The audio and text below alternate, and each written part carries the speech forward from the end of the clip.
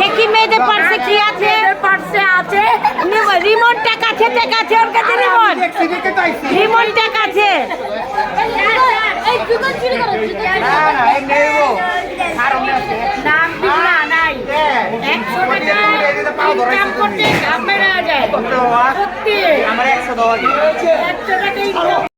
আসসালামু আলাইকুম everyone, welcome my new blog.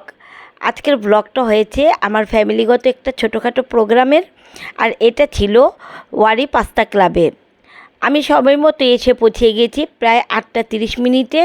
এসে দেখি খুব একটা গেস্ট আসে নাই, বাইরের কোনো গেস্ট আসেনি, সব আমাদের ফ্যামিলি মেম্বাররাই ছিল। আর প্রোগ্রামটা ছিল আমার ভাতিজার সেকেন্ড বার্থডে। আমি সময় মতো চলে এসেছি, খুব বেশি লেট করিনি, কারণ ব্লগ করব বলে আমাকে এখন একটু আগেই আসতে হয়েছে। সবাই বসে গিয়েছে এবং তাদের প্লেসটা আমার কাছে খুব ভালো লেগেছে। প্লেসটা আমি আপনাদের একটু ঘুরে ঘুরে দেখাই। উপরে নিচে দুইভাবেই বসার একটা সিস্টেম ছিল। বাচ্চারাও উপরে চলে গিয়েছিল, বড়রাও যাওয়া যায়, কিন্তু বাচ্চারা চলে গিয়েছিল উপরে। ওরা বসে উপরে একটু এনজয় করছিল। ওরা উপরে বসে তাদের ডিনারটা শেষ করেছে। পাস্তা ক্লাবে আপনারা যদি কোনো প্রোগ্রাম করেন, করতে পারেন, কারণ আমি এখানে একটা জিনিস দেখেছি, আমাদের প্রায় 120 জনের মতো ছিল। তাদের প্লেসটা মোটামুটি ভালো বড় ছিল, কারণ আমাদের 120 জন হওয়ার পরেও তাদের যে প্লেসের মধ্যে কোনো ভিড় হয় না তেমন একটা, একটু ফাঁকা ফাঁকাই ছিল। আমাদের আজকের প্রোগ্রামে বাইরের কোনো গেস্ট অ্যালাউ ছিল না, পুরোটাই প্লেসই আমাদের বুক করা ছিল। বাইরের কোনো গেস্ট তারা অ্যালাউ করেনি। এটা তাদের টেলিফোন বুথের মতো ছিল, জাস্ট ফটো সেশনের জন্য। আমি বাদ যাব কেন, আমিও ফটো সেশন করে নিয়েছি এখানে, নিজেদের প্রোগ্রাম বলে কথা। ওখানে ভিডিও করতে গিয়ে দেখছি এখানে কেক কাটার জন্য প্রস্তুতি নিচ্ছিল, আর আমার ভাতিজাটা এত কান্নাকাটি করছিল, ওর জন্য কেক কাটতে পারছিল না। ওর কান্না থামানোর জন্য আমি একটু অন্য সাইডে গিয়েছি, দেখি এখানে কেক কাটা শেষ। কেকটা কাট করার সময় আমি আর ভিডিওটা তুলতে পারিনি। এই তো ওর কান্না এখনও থামছে না, অনবরত কান্না করেই যাচ্ছে। কেক কাটার পর আমরা সবাই একটু ছবি তুলতে চলে গিয়েছিলাম। শেষমেশ ওর কান্নাটা থেমে গিয়েছে, ও আর কান্না করছে না। এখন ডিনারের পর্ব চলে এসেছে। আমরা কেক কাটার পরপরই খাবারে বসে গিয়েছিলাম। প্রথমে আমাদের স্যুপ, অন্থন, স্প্রিং রোল এগুলো দিয়েছে, পরে আবার মেন রাইসটা দিয়েছে। স্যুপটা ভালো লেগেছে। স্যুপটা গরম গরম ছিল, অন্থনটাও টেস্ট ছিল। খাবারটা আমার কাছে ভালো লেগেছে। অনেকের কাছে শুনেছি পাস্তা ক্লাবের খাবার নাকি টেস্ট হয়, কিন্তু আজকে আমি ফার্স্ট টাইম খেয়েছি, আমার কাছে ভালো লেগেছে। স্যুপটাও তাদের অনেক টেস্ট ছিল।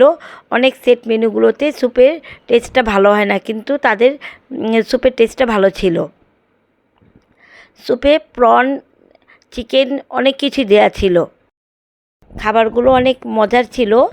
এগুলো আমার ফ্যামিলি মেম্বার সবাই, তাদের সবার টেবিলে গিয়ে গিয়ে আমি একটু ভিডিও করছিলাম সবার।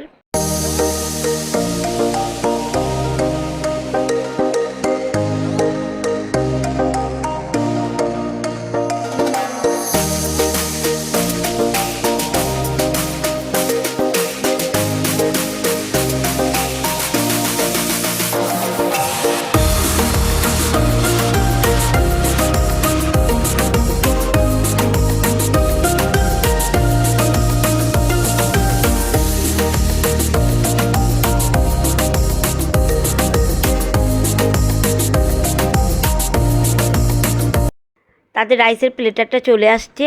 রাইসের কোয়ান্টিটিটা খুব বেশি ছিল, ভালোই ছিল, একজন মানুষ খাওয়ার মতোই ছিল। এখনকার প্লেটারগুলোতে রাইসের পরিমাণটা অনেক কম দেয়, কিন্তু তাদের এখানে রাইসের পরিমাণটা একটু বেশি ছিল। আমি কিন্তু পুরোটা খেতে পারিনি। চাউমিন ছিল, তারপর চিকেন ফ্রাই ছিল, চিকেন মশলা ছিল, ভেজিটেবল ছিল, অনেক কিছু ছিল।